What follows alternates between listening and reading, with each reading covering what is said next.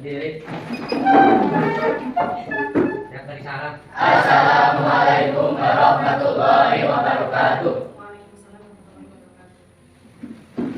Warahmatullahi wabarakatuh. Waalaikumsalam warahmatullahi wabarakatuh. Selamat pagi anak-anak. Pagi. Apa sudah berdoa? Belum. Silakan berdoa terlebih dahulu.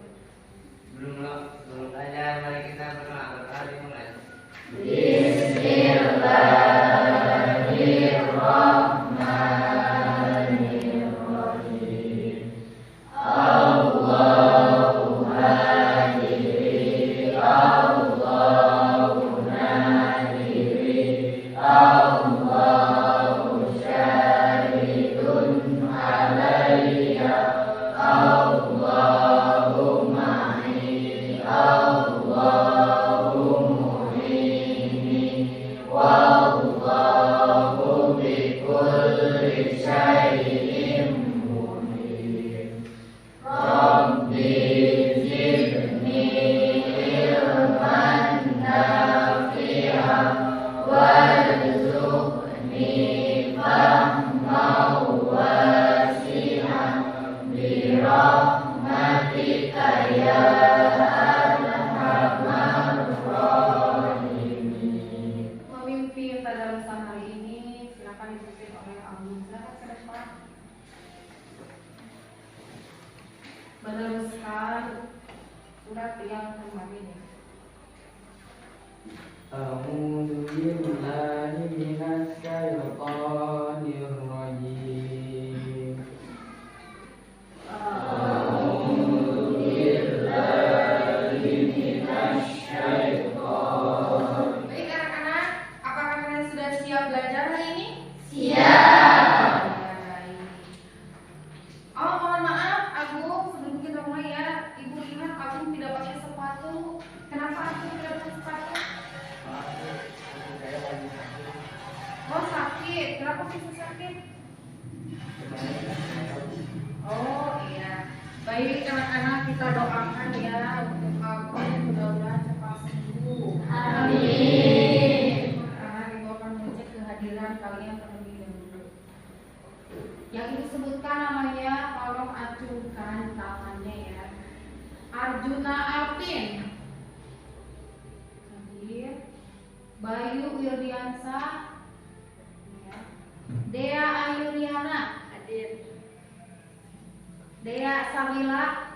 Baik, sebelum kita lanjutkan ke materi hari ini, Ibu ingin mengingatkan kembali untuk pelajaran yang sebelumnya, yaitu mengenai Al-Quran ya, sebagai pedoman hidup. Apa itu pengertian Al-Quran? Siapa yang ingin memberikan pengertiannya?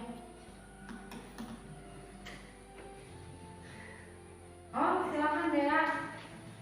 Al-Quran adalah kalam Allah yang menjadi mukjizat dan diturunkan kepada Nabi Muhammad SAW, dan membacanya adalah pahala.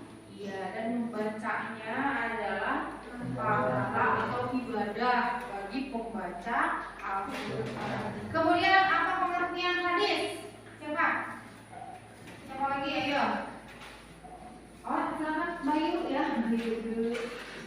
Fungsi hadis terhadap Al-Quran adalah memuatkan dan menegaskan hukum yang terdapat dalam Al-Quran, menguraikan atau menjelaskan dan merinci ayat-ayat yang masih global, menetapkan dan mengadakan hukum yang tidak disebutkan dalam Al-Quran, dan membatasi keumuman ayat Al-Quran.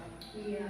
Jadi hadis itu adalah sebagai penguat dari Al-Quran. Nah, anak-anak, ternyata setelah kita kemarin belajar mengenai Al-Quran dan pengertian Al-Quran, membaca Al-Quran itu juga harus menggunakan tajwid agar baik dan benar ya cara membacanya.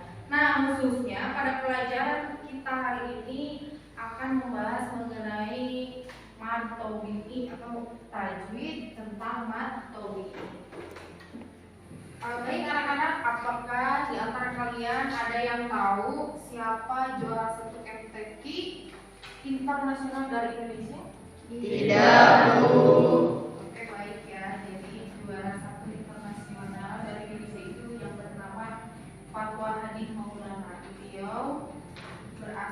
DKI Jakarta dan berhasil mengukir prestasi pada ajang Musabaqah Tilawatil Quran atau MTQ ke-26 tingkat internasional.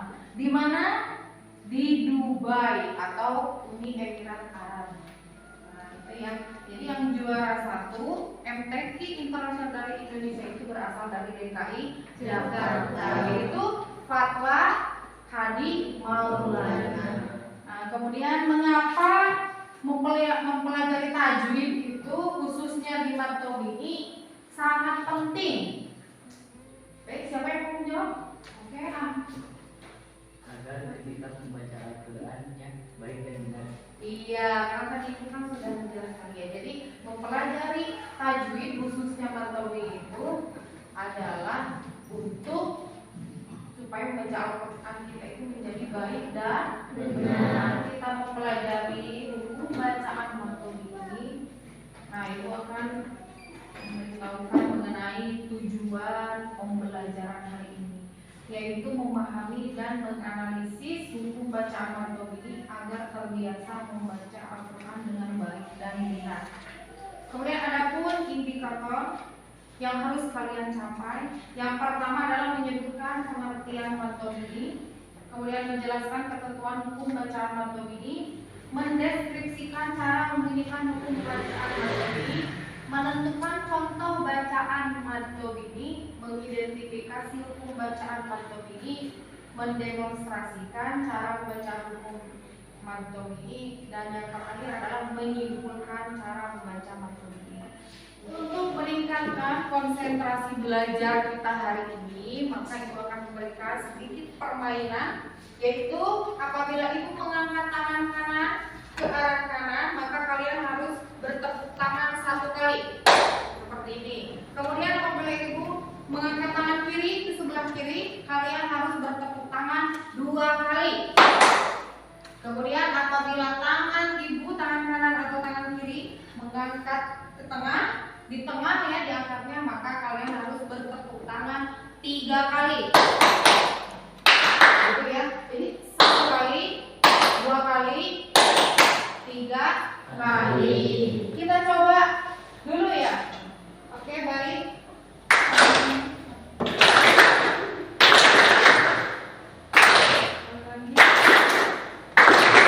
Nah, sekarang ibu akan mencoba secara acak. Dan ini untuk melihat konsentrasi kalian dalam belajar.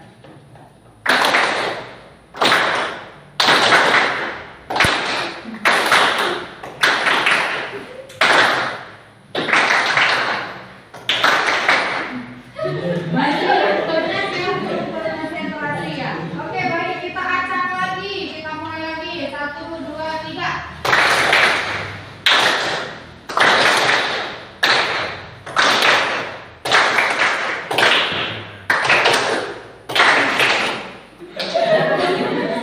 Kalian lihat tayangan bentuk. Kemudian kalian catat hal yang pentingnya. Catatan masing-masing.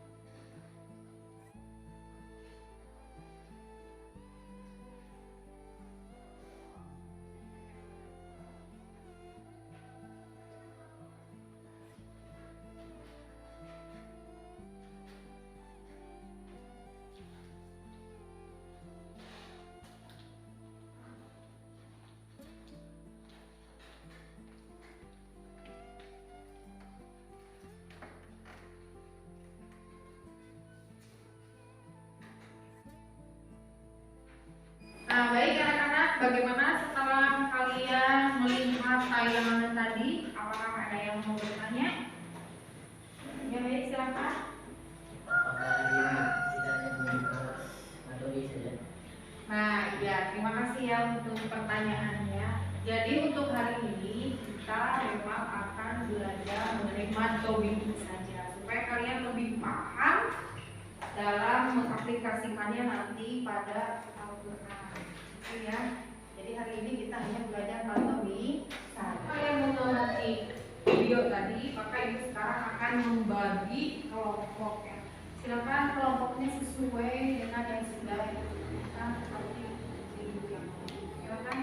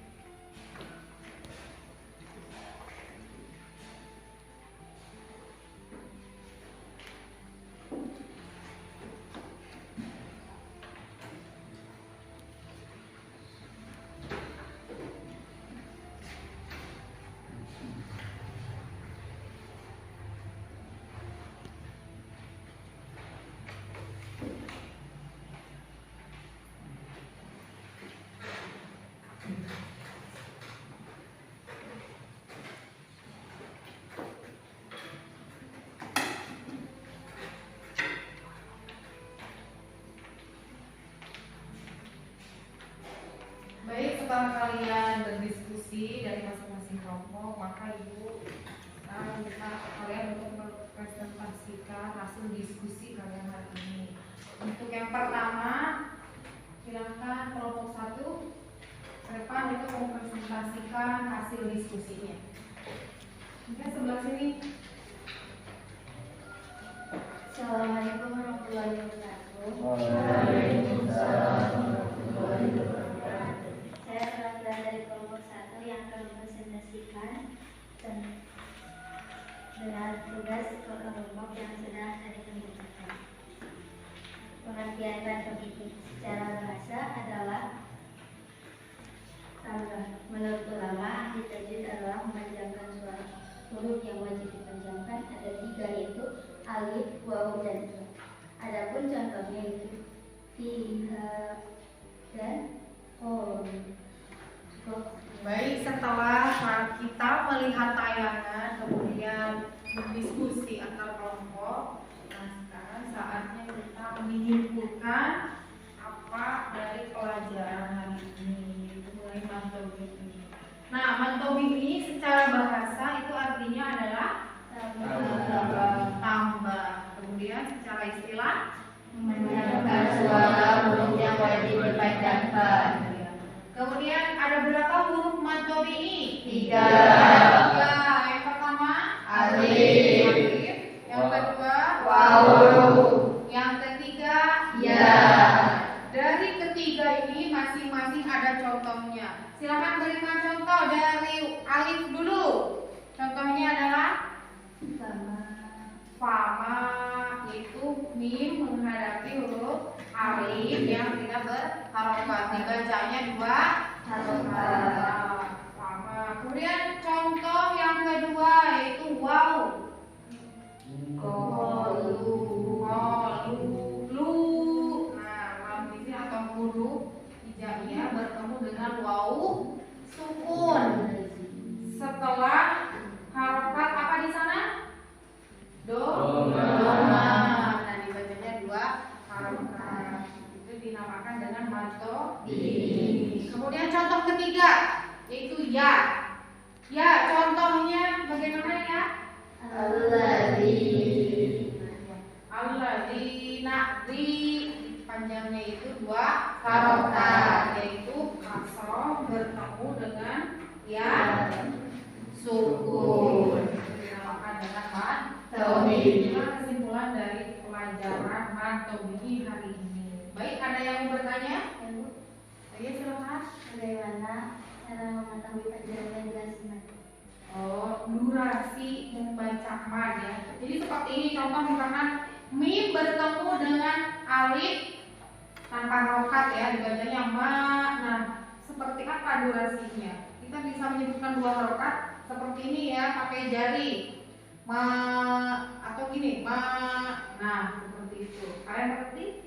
Ibu memantau kalian ketika belajar tadi ya, maka Ibu melihat kalian itu ternyata belajar dengan sungguh-sungguh dan dalam kelompok pun kalian aktif dan bekerja sama atau bergotong royong di dalam kelompok. Nah, Ibu ucapkan terima kasih. Mudah-mudahan pelajaran hari ini bermanfaat untuk kalian. Amin.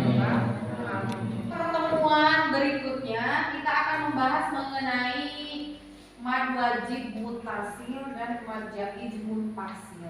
Itu ya untuk pertemuan kita berikutnya. Untuk pembelajaran hari ini kita akhiri saja dengan membaca doa bersama-sama. Berdoa mulai.